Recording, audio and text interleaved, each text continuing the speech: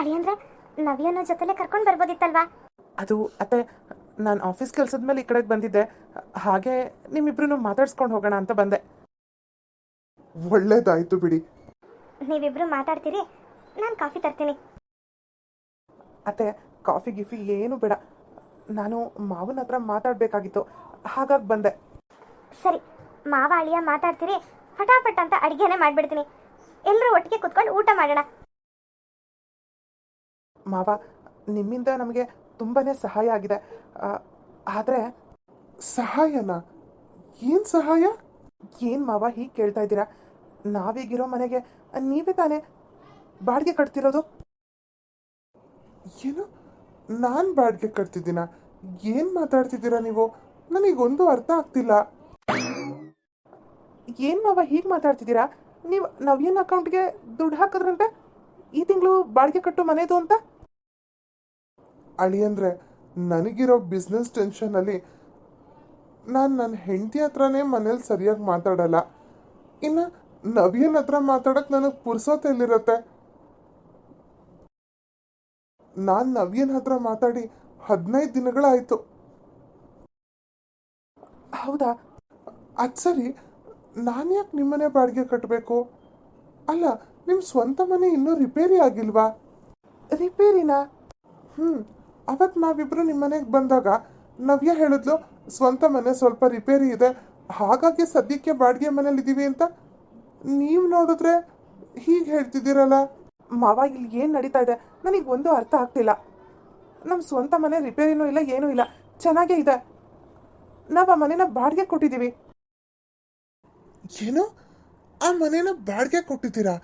ಅಲ್ಲ ಅಳಿಯಂದ್ರೆ, ಸ್ವಂತ ಮನೆ ಇದ್ಕೊಂಡು ನೀವ್ಯಾಕೆ ಬಾಡಿಗೆ ಮನೆಗಿಳಿದ್ದೀರಾ? ಆಗ ನವೀನ್ ತನ್ನ ಮಾವನ ಹತ್ರ ನವ್ಯ ಮನೆಯಲ್ಲಿ ಯಾವ ರೀತಿ ಆಡ್ತಾ ಇದ್ಲು ಅನ್ನೋದನ್ನ ಎಲ್ಲಾನು ಹೇಳ್ತಾನೆ. ಏನ್ ನೀವು ಹೇಳ್ತಿರೋದು? ಅತ್ತೆ, ಮಾವ, ನಿಮ್ಗಿದು ಯಾವ ವಿಚಾರನೂ ಗೊತ್ತಿಲ್ವಾ? ಇಲ್ಲಪ್ಪ, ನಮಗೆ ಯಾವ ವಿಚಾರನೂ ಗೊತ್ತಿಲ್ಲ. ಮದುವೆ ಆದಮೇಲೆ ನವ್ಯ ನಮ್ಮ ಸ್ವಂತ ಮನೇಲಿ ಇರೋಕ್ಕೆ ಇಷ್ಟಪಡಲಿಲ್ಲ. ಈ ಮನೆ ಸ್ವಲ್ಪನೂ ಚೆನ್ನಾಗಿಲ್ಲ, ಫ್ರಿಡ್ಜು, ವಾಷಿಂಗ್ ಮಿಷಿನ್ನು ಏನೂ ಇಲ್ಲ, ನನಗೆಲ್ಲ ಹೊಸದು ಬೇಕು. ಅದು ಅಲ್ಲದೆ ಈ ಮನೇಲಿ ಬಾತ್ರೂಮ್ ಒಳಗಡೆ ಟಾಯ್ಲೆಟ್ ಕೂಡ ಇದೆ, ನನಗಿದು ಸರಿ ಹೋಗಲ್ಲ, ನನಗೆ ರೂಮಲ್ಲಿ ಅಟ್ಯಾಚ್ ಬಾತ್ರೂಮ್ ಬೇಕು, ಹಾಗೆ ಹೀಗೆ ಅಂತ ದೊಡ್ಡ ಗಲಾಟೆ ಮಾಡಿದ್ಲು. ಅದಕ್ಕೆ ನಮ್ಮ ತಂದೆ ಅವಳಿಗೋಸ್ಕರ ಸ್ವಂತ ಮನೇನ ಬಾಡಿಗೆ ಕೊಟ್ಟು ಈಗ ದೊಡ್ಡದಾಗಿರೋ ಬಾಡಿಗೆ ಮನೆಗೆ ಬಂದ್ವಿ. ಅಯ್ಯೋ ದೇವ್ರೆ, ಅವಳಿಗೆ ಯಾಕೆ ಬಂತು ಇಂಥ ಕೇಳ್ಬುದ್ಧಿ? ನೋಡಪ್ಪ, ನಮ್ಮ ಮಗಳು ಏನೇ ತಪ್ಪು ಮಾಡಿದ್ರು ನಮಗೋಸ್ಕರ ಕ್ಷಮಿಸ್ಬಿಡು. ನಾನು ಅವಳಿಗೆ ಬೈದ್ ಬುದ್ಧಿ ಹೇಳ್ತೀನಿ. ಅತ್ತೆ, ನಾನು ಇಲ್ಲಿಗೆ ಬಂದಿದ್ದು ಏನು ಗೊತ್ತಾ? ಮಾವ ಅವಳ ಅಕೌಂಟ್ಗೆ ದುಡ್ಡು ಹಾಕ್ತಾ ಇದ್ದಾರೆ, ಅದನ್ನು ಅವಳು ಹೇಗೆ ಬೇಕೋ ಹಾಗೆ ಉಡಾಯಿಸ್ತಾ ಇದ್ದಾಳೆ ಅಂತ. ಇತ್ತೀಚೆಗೆ ಅವಳ ಹತ್ರ ದುಡ್ಡು ಎಲ್ಲಿಂದ ಬರ್ತಿದೆ ಅಂತ ಗೊತ್ತಿಲ್ಲ. ಕೇಳಿದ್ರೆ ನಮ್ಮ ತಂದೆ ಹೆಣ್ಣು ಕೊಡೋದು ಅಲ್ಲದೆ ಎಲ್ಲನೂ ಅವರೇ ಮಾಡ್ತಾ ಇದ್ದಾರೆ ಅಂತ ಅಂದ್ಲು. ಆ ಮಾತು ಕೇಳಿದ್ಮೇಲೆ ನನಗೆ ತುಂಬಾ ಬೇಜಾರಾಯಿತು. ಅದಕ್ಕೆ ಮಾವಂಗೊಂದ್ಸರಿ ಎಚ್ಚರಿಸಿ ಹೋಗೋಣ ಅಂತ ಬಂದೆ. ಇವಾಗ ಎಲ್ಲಿದ್ದಾಳವಳು? ಎಲ್ಲೋ ಆಚೆ ಹೋಗ್ತೀನಿ ಅಂತ ಹೋದ್ಲಪ್ಪ. ಇತ್ತೀಚೆಗೆ ನನ್ನ ಕೈಲಿ ಸರಿಯಾಗಿ ಮಾತು ಆಡ್ತಿಲ್ಲ. ನನಗೆ ಮನೆ ಕೆಲಸ ಮಾಡೋ ಅಭ್ಯಾಸ ಇಲ್ಲ, ಅಡುಗೆ ಕೆಲಸ ಎಲ್ಲ ನನಗೆ ಬರಲ್ಲ ಅಂತ ಕೆಲಸದವಳನ್ನ ಇಟ್ಕೊಂಡಿದ್ಲು. ಆದರೆ ಅವಳ ಹತ್ರನೂ ಕೆಟ್ಟದಾಗ ನಡ್ಕೊಂಡು ಅವಳು ಕೆಲಸ ಬಿಟ್ಟು ಹೋದ್ಲು. ಈಗ ಇವಳು ಈ ಥರ ಆಡೋದು ನೋಡಿ ನಮ್ಮ ಅಪ್ಪ ಅಮ್ಮನೂ ಮನೆಯಿಂದ ಆಚೆ ಹೋಗಿದ್ದಾರೆ. ನಾನು ನಮ್ಮ ಅಪ್ಪ ಅಮ್ಮಂದೆ ತಪ್ಪು ಅಂದ್ಕೊಂಡು ನವ್ಯನ ಮಾತು ಕೇಳಿಕೊಂಡು ಇದುವರೆಗೂ ನಮ್ಮ ಅಪ್ಪ ಅಮ್ಮಂಗೆ ನಾನೊಂದು ಫೋನ್ ಕೂಡ ಮಾಡಿಲ್ಲ. ಇಲ್ಲಿಗೆ ಬಂದಮೇಲೆ ನನಗೆ ಗೊತ್ತಾಗಿತ್ತು ನೀವು ಬಾಡಿಗೆ ಕಟ್ತಿಲ್ಲ, ನವ್ಯ ನನ್ನ ಹತ್ರ ಹೇಳಿರೋದೆಲ್ಲ ಸುಳ್ಳು ಅಂತ.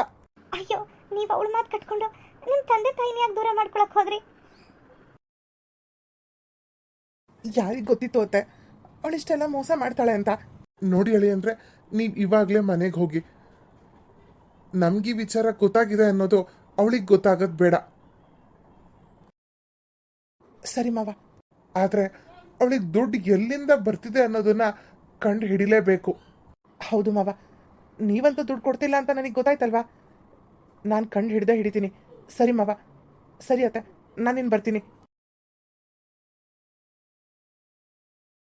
ನೀನು ಯಾಕೆ ಹೇಳ್ತಾ ಇದೀಯಾ? ಅಳ್ತೆ ಇನ್ನೇನು ಮಾಡಲಿ, ಗಂಡನ ಮನೇಲಿ ಎಲ್ಲರೂ ಪ್ರೀತಿಯಿಂದ ನೋಡ್ಕೊ ಹೊಂದ್ಕೊಂಡು ಹೋಗು ಅಂತ ಎಲ್ಲ ಬುದ್ಧಿನೂ ಹೇಳಿ ಕಳಿಸಿದ್ದೆ. ಇವಳು ನೋಡಿದ್ರೆ ಈ ರೀತಿ ನಡ್ಕೊಂಡಿದ್ದಾಳೆ. ನಮ್ಮಿಬ್ರಿಗೂ ಎಷ್ಟು ಅವಮಾನ. ಈಗ ಅಳಿಯಂದ್ರಿಗೆ ನಮ್ಮಿಬ್ರದ್ದು ತಪ್ಪು ಇಲ್ಲ ಅನ್ನೋದು ಗೊತ್ತಾಯ್ತು ತಾನೆ, ಅವಳದೇ ತಪ್ಪು ಅನ್ನೋದು ಗೊತ್ತಾಯ್ತು ತಾನೆ. ಅವರೇ ಅವ್ರ ತಂದೆ ತಾಯಿಗೆ ಎಲ್ಲ ವಿಷಯನೂ ಹೇಳ್ತಾರೆ. ನೀನು ಸುಮ್ಮನೆ ಇರು. ಈಗಲೇ ಅವಳಿಗೆ ಫೋನ್ ಮಾಡಿ ಯಾಕೆ ಈ ಥರ ಎಲ್ಲ ಮಾಡಿದೆ ಅಂತ ಕೇಳೋಣ ಅನ್ನಿಸ್ತಿದೆ. ಆದರೆ ಇವರು ನವ್ಯಂಗೆ ನಮ್ಮಿಬ್ರಿಗೂ ಈ ವಿಚಾರ ಗೊತ್ತಾಗಿದೆ ಅನ್ನೋದು ಗೊತ್ತಾಗೋದು ಬೇಡ ಅಂತ ಅಳಿಯಂದ್ರ ಹತ್ರ ಹೇಳಿದ್ರು. ಅಂದಮೇಲೆ ನಾನು ಹೇಗೆ ಫೋನ್ ಮಾಡೋಕ್ಕಾಗುತ್ತೆ ಅವಳಿಗೆ? ಇದೇನಿದು, ಇಷ್ಟೊತ್ತಾದರೂ ನವ್ಯ ಮನೆಗೆ ಬಂದಿಲ್ವಾ? ಎಲ್ಲ ಕಡೆನೂ ಹುಡುಕ್ತೆ. ಟೆರೆಸ್ ಮನೇನಾದರೂ ಇದ್ದಾಳೇನೋ ಅಂತ ಬಂದರೆ ಇಲ್ಲೂ ಇಲ್ವಲ್ಲ. ಅಂದರೆ ಬೆಳಗ್ಗೆ ಹೋದವಳು ಇಷ್ಟೊತ್ತಾದರೂ ಮನೆಗೆ ಬಂದಿಲ್ವಾ? ನವೀನ್ಗೆ ತುಂಬಾನೇ ಕೋಪ ಬರುತ್ತೆ. ತಕ್ಷಣ ಅವನು ನವ್ಯಂಗೆ ಕಾಲ್ ಮಾಡ್ತಾನೆ. ಎಷ್ಟು ಸತಿ ಕಾಲ್ ಮಾಡಿದ್ರು ನವ್ಯ ಕಾಲ್ ಪಿಕ್ ಮಾಡೋದೇ ಇಲ್ಲ. ನನ್ನ ಫೋನ್ ರಿಸೀವ್ ಮಾಡದೇ ಇರೋಷ್ಟು ದೂರ ಆಗ್ಬಿಟ್ನಾ ನಾನು ಇವಳಿಗೆ? ಬರಲಿ ಇವಳಿಗೆ ಸರಿಯಾಗಿ ಮಾಡ್ತೀನಿ. ರಾಕೇಶ್, ಇವತ್ತು ನಾವಿಬ್ರು ನೋಡಿದ ಮೂವಿ ತುಂಬಾ ಚೆನ್ನಾಗಿತ್ತಲ್ವಾ? ನನಗಂತೂ ತುಂಬಾ ಇಷ್ಟ ಆಯ್ತು. ಮೂವಿ ಏನೋ ಪರವಾಗಿಲ್ಲ, ಆದರೆ ನಿಮ್ಮ ಜೊತೆ ನೋಡಿದ್ನಲ್ವಾ, ಅದಕ್ಕೆ ತುಂಬ ಚೆನ್ನಾಗಿತ್ತು. ನೀವೊಬ್ರು. ಸರಿ ನಡೀರಿ, ನನ್ನ ಮನೆಗೆ ಡ್ರಾಪ್ ಮಾಡೋರಂತೆ. ಈಗ ತುಂಬಾ ಲೇಟ್ ಆಗ್ಬಿಟ್ಟಿದೆ. ಏನು ಈ ರಾತ್ರಿ ಇಲ್ಲ? ಇವಾಗ ಟೈಮ್ ಎಷ್ಟು ಗೊತ್ತಾ? ರಾತ್ರಿ 11:30. ಏನು 11:30ನಾ? ಅಯ್ಯೋ, ಮಾತಾಡ್ತಾ ಟೈಮೇ ಗೊತ್ತಾಗ್ಲಿಲ್ವಲ್ಲ. ಅಯ್ಯೋ ಹೋಗ್ಲಿ ಬಿಡಿ. ಇಡೀ ರಾತ್ರಿ ನಾವಿಬ್ರು ಹೀಗೆ ಮಾತಾಡ್ಕೊಂಡು ಆರಾಮಾಗಿರೋಣ. ಇವತ್ತು ಇಡೀ ದಿನ ನಿಮಗೆ ತುಂಬ ಖುಷಿಯಾಗಿರ್ಬೇಕಲ್ವಾ? ನನ್ನ ಜೊತೆ ಮೂವಿ ನೋಡಿದ್ದೀರಾ, ಹಾಗೆ ಶಾಪಿಂಗ್ ಎಲ್ಲ ಮಾಡಿದ್ದೀರಾ. ಹೌದು, ಇವತ್ತು ನನಗೆ ತುಂಬಾ ಖುಷಿಯಾದ ದಿನ. ಇವತ್ತು ನಮ್ಮಿಬ್ರಿಗೂ ಖುಷಿಯಾದ ದಿನ. ಅದಕ್ಕೆ ಅದಕ್ಕೆ ಅದಕ್ಕೆ ನಾನು ನಿಮ್ಮನ್ನು ಏನೋ ಕೇಳಬೇಕು ಅಂತ ಅನ್ಕೊಂಡಿದ್ದೀನಿ. ಕೇಳಬಹುದಾ? ಕೇಳಿ, ಅದಕ್ಕೇನಂತೆ?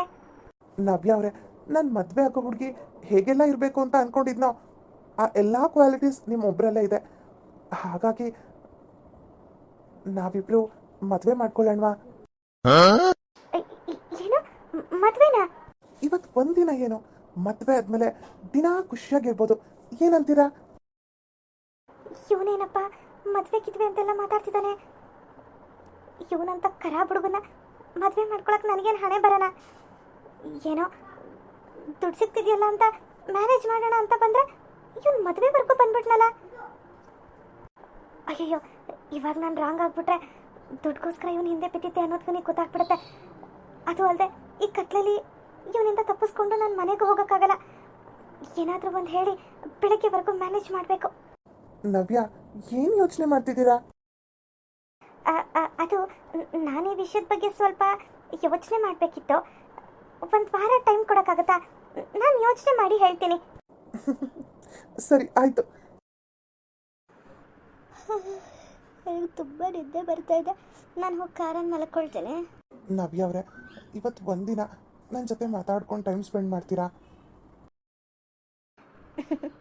ಸರಿ ರಾಕೇಶ್, ನೀವು ನಿಜ ಹೇಳಿ, ನಾನು ನಿಮ್ಮ ಜೊತೆಲಿದ್ದೆ ಅನ್ನೋ ಕಾರಣಕ್ಕೆ ಮೂವಿ ಇಷ್ಟ ಆಯ್ತಾ ಅಥವಾ ನಿಜವಾಗ್ಲೂ ಮೂವಿ ಇಷ್ಟ ಆಯ್ತಾ? ನಿಜವಾಗ್ಲೂ ಹೇಳ್ತಾ ಇದ್ದೀನಿ, ನಾನು ಒಬ್ಬನೇ ಆ ಮೂವಿ ನೋಡಿದಿದ್ರೆ ನನಗೆ ಸ್ವಲ್ಪನೂ ಇಷ್ಟ ಆಗ್ತಿರ್ಲಿಲ್ಲ. ನೀವು ನನ್ನ ಜೊತೆಲಿ ಇದ್ದಿದ್ದಕ್ಕೆ ನನಗೆ ಆ ಮೂವಿ ಇಷ್ಟ ಆಗಿದ್ದು. ಅದರಲ್ಲೂ ಆ ರೊಮ್ಯಾಂಟಿಕ್ ಸೀನ್ ಬಂದಾಗಂತೂ ಅಯ್ಯಯ್ಯೋ, ಇವನು ಏನೇನೋ ಮಾತಾಡ್ತಿದ್ದಾನಲ್ಲ. ನೋಡಿ ರಾಕೇಶ್, ಈಗ ಮಾತೆಲ್ಲ ಬೇಡ. ಸಾರಿ, ನಿಮಗೆ ಬೇಜಾರಾಗಿದ್ರೆ ಸಾರಿ. ಈಗಾಗಲೇ ಟೈಮು 12:30 ಆಗಿರ್ಬೋದು. ನಂಗೆ ತುಂಬ ನಿದ್ದೆ ಬರ್ತಾ ಇದೆ. ನಾನು ಹೋಗಿ ಕಾರಲ್ಲಿ ಮಲಗಿರ್ತೀನಿ. ಪ್ಲೀಸ್ ನನ್ನ ಡಿಸ್ಟರ್ಬ್ ಮಾಡಬೇಡಿ. ಛೇ, ಕೈಗೆ ಬಂದಿತ್ತು ಬಾಯಿಗೆ ಬರಲಿಲ್ಲ ಅಂದಂಗಾಯ್ತು ನನ್ನ ಪರಿಸ್ಥಿತಿ. ಇನ್ನೇನು ಮಾಡೋಕ್ಕಾಗುತ್ತೆ? ಇಷ್ಟು ದಿನನೇ ಕಾದಿದ್ದೀನಿ, ಇನ್ನು ಒಂದೇ ವಾರ ತಾನೇ. ಹೇಗೋ ಕಾದ್ರಾಯ್ತು.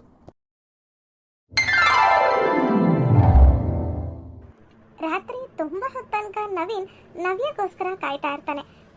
ಕಾದು ಸಾಕಾಗಿ ಸೋಫಾ ಮೇಲೆ ಮಲ್ಕೊಂಡ್ಬಿಟ್ಟಿರ್ತಾನೆ. ಬೆಳಗ್ಗೆ ಆದರೂ ಅವನಿಗೆ ಎಚ್ಚರಿಕೆನೇ ಆಗಿರಲ್ಲ. ಅಷ್ಟೊತ್ತಿಗೆ ನವ್ಯ ಬರ್ತಾಳೆ. ಇವ್ರು ಯಾಕೆ ಬೆಡ್ರೂಮಲ್ಲಿ ಮಲ್ಕೊಳ್ದೆ ಇಲ್ಲಿ ಮಲ್ಕೊಂಡ್ಬಿಟ್ಟಿದಾರಲ್ಲ?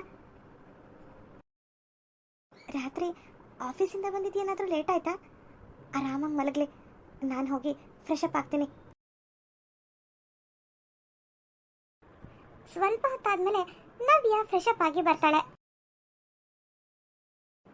ಇಷ್ಟೊತ್ತಾದರೂ ಮಲಗೆ ಇದ್ದಾರಲ್ಲ, ಆಫೀಸಿಗೆ ಲೇಟ್ ಆಗಲ್ವಾ ಇವ್ರಿಗೆ?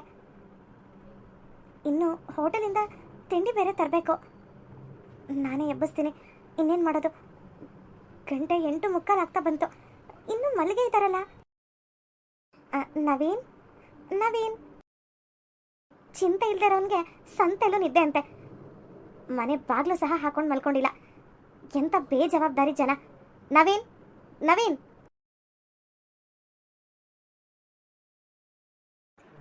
ನವ್ಯ ಕೂಗಿದ್ ಕೇಳಿ ನವೀನ್ ಎದ್ದೇಳ್ತಾನ. ನವೀನ್ ಎದ್ಮೇಲೆ ಅವನ ರಿಯಾಕ್ಷನ್ ಹೆಂಗಿರುತ್ತೆ? ನವ್ಯ ಅವನ ಹತ್ರ ಏನನ್ನೆಲ್ಲ ಹೇಳ್ತಾಳೆ? ಈ ಧಾರಾವಾಹಿ ಮುಂದೇನಾಗುತ್ತೆ ಅನ್ನೋದನ್ನ ನೆಕ್ಸ್ಟ್ ಎಪಿಸೋಡ್ನಲ್ಲಿ ನೋಡೋಣ. ಈ ಎಪಿಸೋಡ್ ನಿಮಗೆ ಸ್ವಲ್ಪನಾದರೂ ಇಷ್ಟ ಆಗಿದ್ರೆ ಪ್ಲೀಸ್ ನಮ್ಮ ಚಾನಲ್ನ ಸಬ್ಸ್ಕ್ರೈಬ್ ಮಾಡಿ, ಹಾಗೆ ಲೈಕ್ ಮಾಡಿ, ಶೇರ್ ಮಾಡಿ, ಕಮೆಂಟ್ ಮಾಡಿ.